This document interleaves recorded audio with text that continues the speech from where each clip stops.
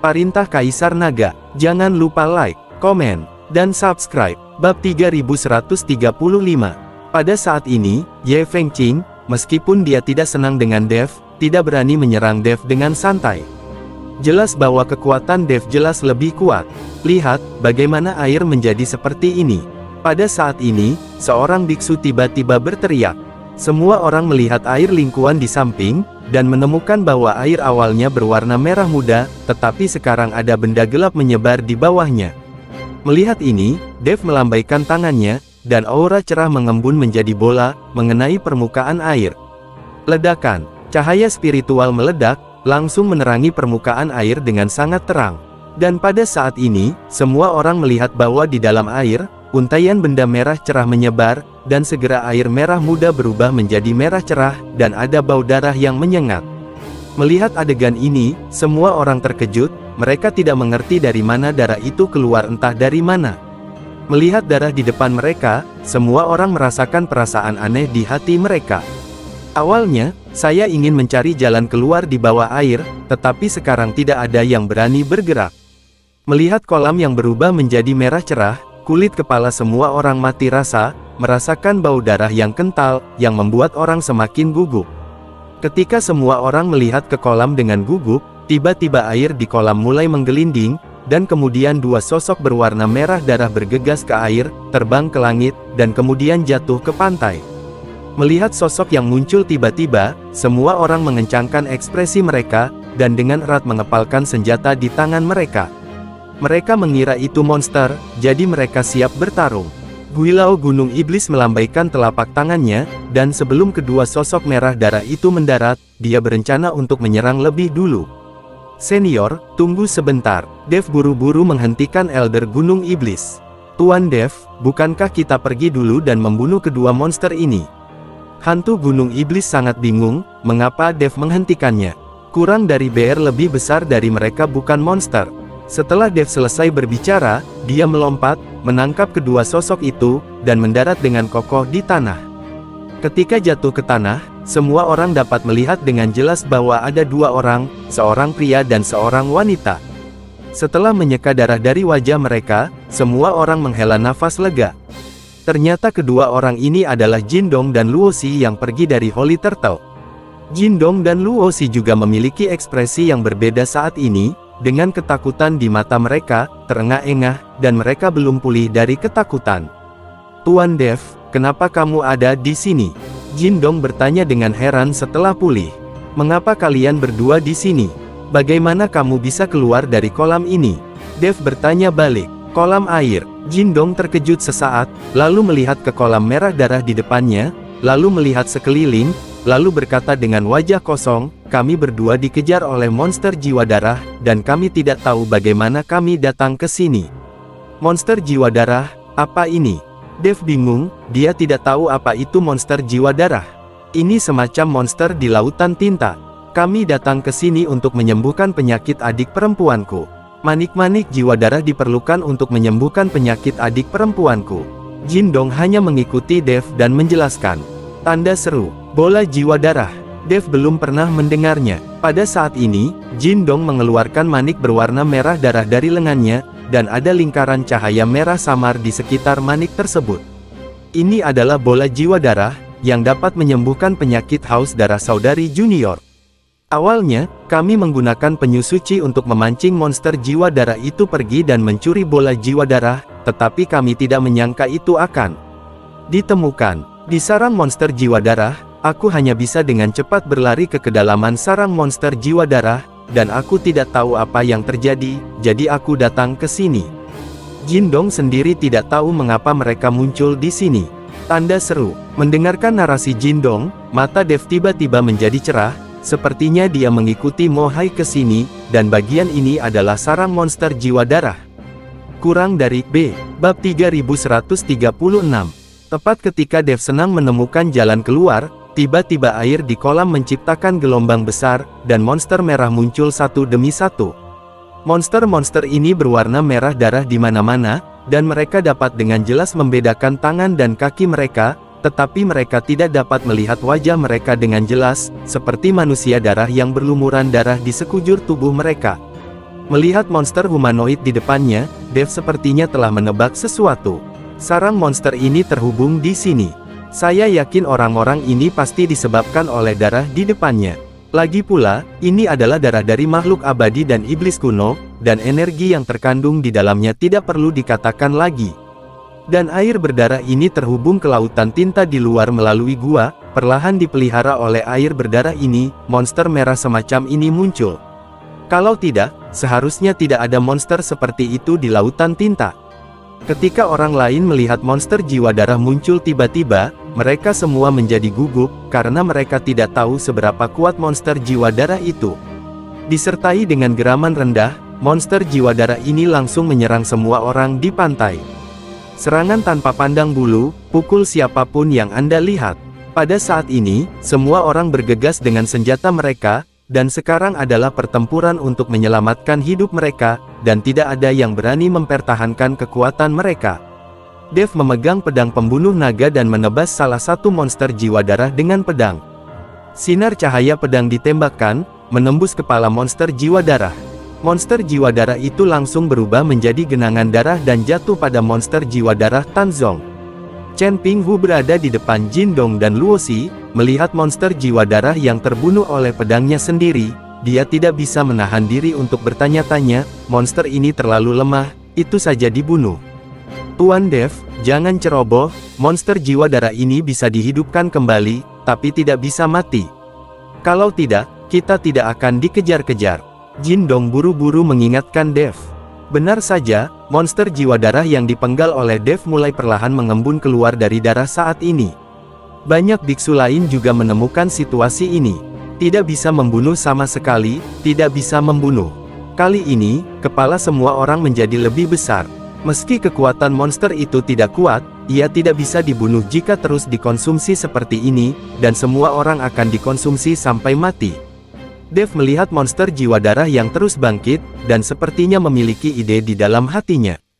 Tarik monster jiwa darah ini ke pantai, jangan bunuh mereka di air berdarah, atau mereka mungkin tidak dapat hidup kembali. Teriak Dev keras. Setelah selesai berbicara, Dev memandang Jin Dong, gunakan bola jiwa darah untuk menarik monster jiwa darah, ayo coba. Jin Dong mengangguk, lalu memegang bola jiwa darah, yang memancarkan cahaya, langsung menarik 3 darah monster jiwa untuk bergegas menuju sisi ini. Jin Dong mengambil bola jiwa darah dan mulai berlari ke kejauhan, ingin menjauh dari darah Tan. 3 monster jiwa darah terus mengejar mereka, dengan geraman serak keluar dari mulut mereka. Dev melihat dan menemukan bahwa dia cukup jauh dari pantai, jadi dia mengayunkan pedang pembunuh naga di tangannya, dan cahaya terang langsung menembus tubuh 3 monster jiwa darah. 3 monster jiwa darah itu langsung terbunuh dan berubah menjadi 3 genangan darah, tetapi ketiga genangan darah itu terus mengalir. Dari kelihatannya, sepertinya mengalir ke arah darah coklat. Jelas bahwa dia ingin mengalir ke dalam darah Tan untuk membangkitkan dirinya sendiri. Melihat ini, Dev tahu bahwa tebakannya benar, orang-orang ini tidak dapat dihidupkan kembali jika mereka tidak berada di Blue Tan. Jadi dia menamparkan telapak tangannya, dan bola api langsung menyala di telapak tangannya. Sumber api meletus, dan suhu nyala api mencapai puluhan ribu derajat, hanya dalam waktu singkat, dan 3 genangan darah berubah menjadi uap dan menghilang. Ketika Dev melihat ini, dia segera memberitahu semua orang tentang metode ini, jadi semua orang membawa monster jiwa darah ke pantai untuk membunuhnya. Seseorang menggunakan api untuk menguapkan darah, dan seseorang menggunakan sesuatu untuk menghalangi aliran darah. Beberapa orang menggunakan wadah untuk mengisi darah. Lagi pula, air darah ini mengandung banyak aura, yang juga merupakan sumber yang bagus untuk kultivasi. Bab 3137. Segera, monster jiwa darah itu musnah, dan air di kolam berubah menjadi kemerahan. Sekarang saya tahu bahwa di bawah kolam air ini mengarah ke laut tinta di luar, selama saya berenang keluar. Hanya saja, untuk kedalaman kolam yang tidak diketahui ini, tidak ada yang berani masuk dengan gegabah.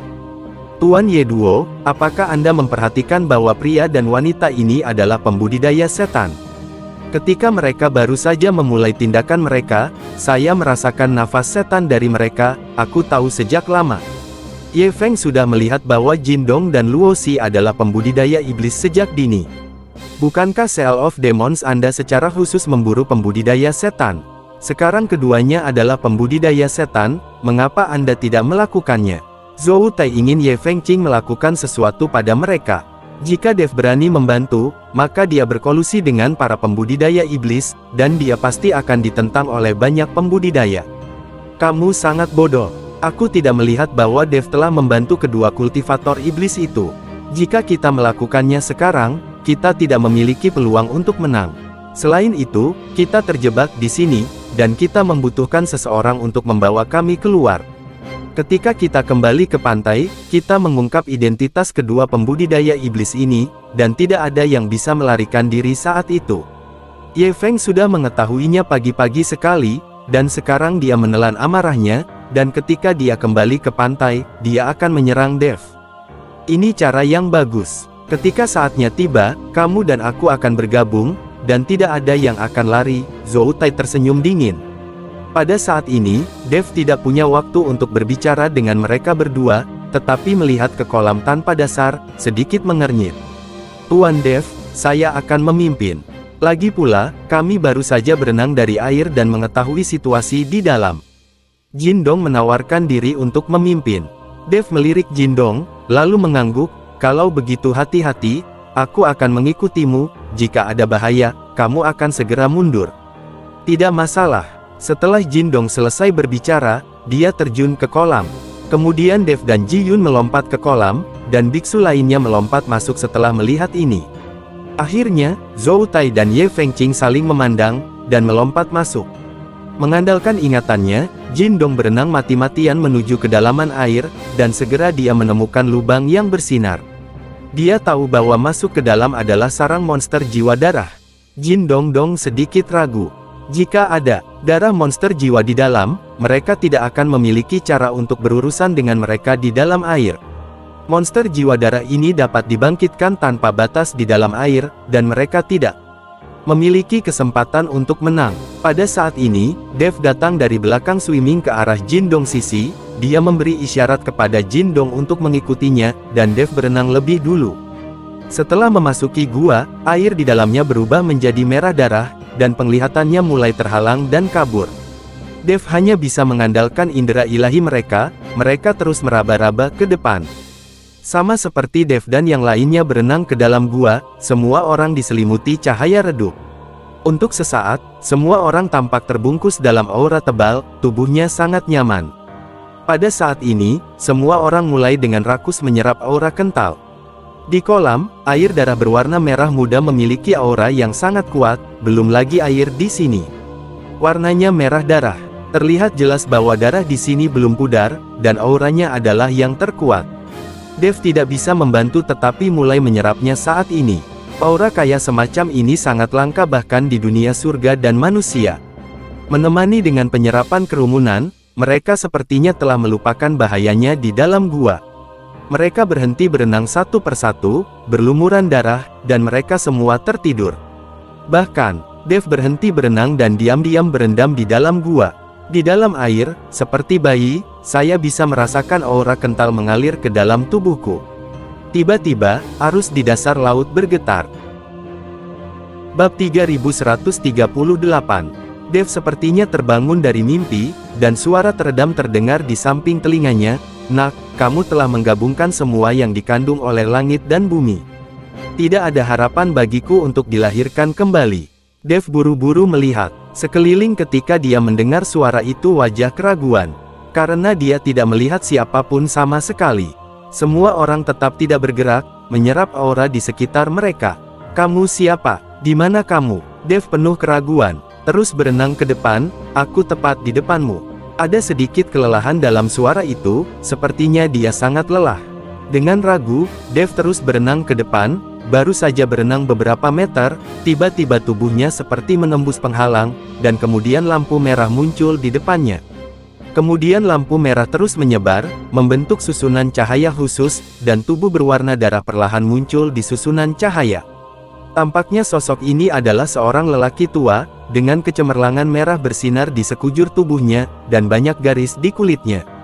Garis-garis ini seharusnya dilukis oleh orang-orang, kelihatannya sedikit menakutkan. Separuh dari tubuh lelaki tua itu terperangkap dalam susunan cahaya, hanya bagian atas tubuhnya yang terbuka.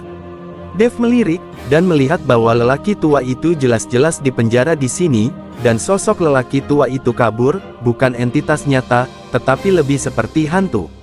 "Kamu siapa? Kenapa kamu di sini? Apakah kamu membesarkan monster jiwa darah itu?" Dev bertanya pada lelaki tua itu. Lagi pula, ini adalah sarang tua dari monster jiwa darah, dan lelaki tua ini juga ada di sini, jadi Dev curiga bahwa monster jiwa darah itu dibesarkan oleh lelaki tua ini. "Apakah kamu bercanda? Monster jiwa darah itu dijaga oleh orang tua itu. Bagaimana mereka bisa dibesarkan olehku? Ada juga bola jiwa darah. Itu bukan harta karun. Itu adalah dantian lelaki tua itu." Hanya saja lelaki tua itu ditekan di sini dan dantiannya dikeluarkan. Setan-setan itu hampir musnah, dan karena perang antara dewa dan setan, berbagai suku juga memanfaatkan situasi tersebut. Kekacauan berlanjut. Petik 2. Jika bukan karena perselisihan sipil di antara kelompok etnis ini, mungkin tidak akan ada setan di dunia ini. Petik 2. Orang tua itu tersenyum sedih. Seorang anggota klan darah iblis. Dev sedikit terkejut. Orang yang baru saja mengambil bola jiwa darah juga merupakan anggota klan iblis darah Anda. Mereka melakukan ini untuk menyembuhkan penyakit haus darah. Petik 2. Mereka mungkin tidak tahu bahwa bola jiwa darah ini adalah dantianmu. Jika mereka tahu, mereka pasti tidak akan mengambilnya. Dev menjelaskan kepada Jindong dan Luosi. Petik 2. Sayang sekali klan iblis darah telah menurun ke keadaan seperti itu dalam ribuan tahun terakhir, dan keterampilan iblis darah bahkan lebih bobrok dan tidak lengkap. Keterampilan iblis darah tidak murni yang mereka latih membuat mereka menderita penyakit haus darah. Petik 2. Aku memanggilmu ke sini karena aku ingin kamu membawa dua boneka kecil itu ke sini. Aku ingin mengajari mereka teknik Gorevin murni, dan kuharap mereka berdua bisa membantu klan Bloodfinku berkembang. Petik 2. Orang tua itu berkata kepada Dev dengan nada memohon. "Senior, kenapa kamu tidak merekrut mereka berdua saja? Anda masih perlu menelepon saya di sini." Dev bertanya dengan curiga, "Apakah menurut Anda ada yang bisa melihat saya? Karena kamu adalah tubuh sebenarnya dari naga emas, kamu dapat melihatku melalui dimensi ini." Petik 2. Beku biasa tidak bisa menembus dimensi ruang ini, jadi tidak mungkin melihatku, mengerti? Petik 2. Orang tua itu menjelaskan kepada Dev. Ketika Dev mendengar ini, dia mengangguk dan mengerti. Sepertinya dia menembus dimensi ruang karena avatar naga emasnya. "Senior, ada yang ingin kutanyakan padamu." Petik 2. Lalu apa alasan tiba-tiba dimulainya perang dewa dan setan? Apakah semua kelompok etnis akan berperang melawan iblis Anda? Petik 2. Juga, apakah iblismu benar-benar seburuk yang dikatakan orang? Dev tidak mengerti. Di mata banyak biksu, iblis adalah iblis yang harus dibunuh. Bab 3139. Tapi Dev juga bertemu banyak setan, bahkan setan besar seperti setan darah, setan yin, dan setan angin. Ini tidak seburuk yang dikatakan legenda.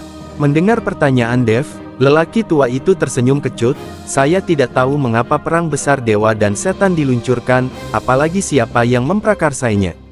Suku bangsa, selalu ada baik dan buruk. Apakah benar semua orang para beku dari umat manusia adalah bodhisattva yang menyelamatkan penderitaan?" Petik 2. Di antara para beku dari umat manusia, ada lebih banyak pengkhianat dan lebih banyak orang jahat. Saat perang antara dewa dan iblis, tidak semua kelompok melawan iblis kami, dan banyak yang membantu kami. Karena itu, ada perbedaan dan perselisihan sipil di antara kelompok lain. Berdiri bersama kita, dan di antara mereka ada banyak binatang buas dan manusia. Sejauh yang saya tahu, ada juga perang saudara di klan naga Anda saat itu, dan ada banyak korban jiwa. Pertempuran besar tahun itu, mengguncang langit dan dunia, dan saya tidak tahu berapa banyak dunia yang runtuh. Itu hanya dunia kecil di antara segudang dunia, dan seluruh alam semesta langit sangat besar. Petik 2. Seringkali tidak ada garis pemisah antara baik dan buruk, benar dan salah, hanya saja persepsi setiap orang berbeda. Yang lama pria berbicara tentang perang besar tahun itu, wajahnya penuh kesedihan. Dev terdiam setelah mendengar ini, dan apa yang dikatakan lelaki tua itu membuat Dev memahami kembali akhir dari perang antara dewa dan iblis.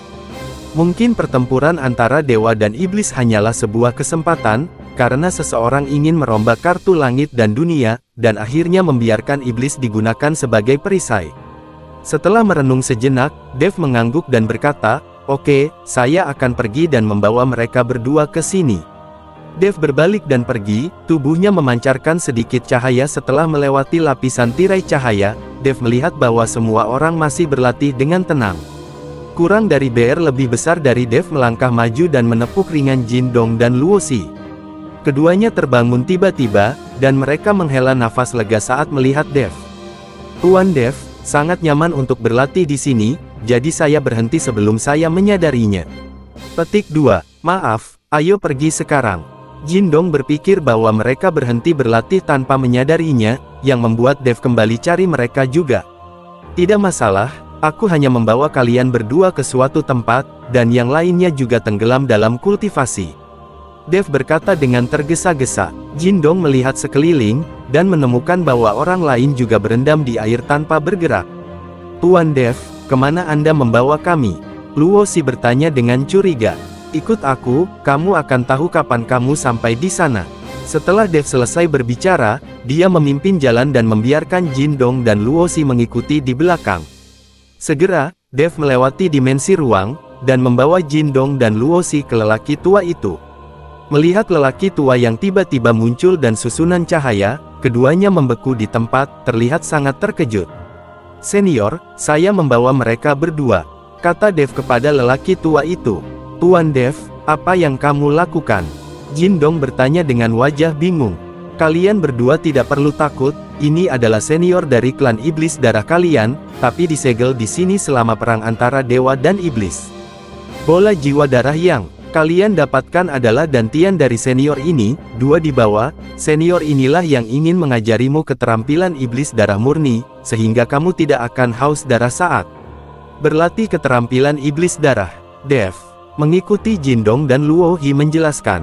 Ketika keduanya mendengar bahwa lelaki tua di depan mereka adalah senior dari klan Gorevin, mereka langsung diliputi kegembiraan, dan mereka semua melangkah maju dan membungkuk. Bersambung.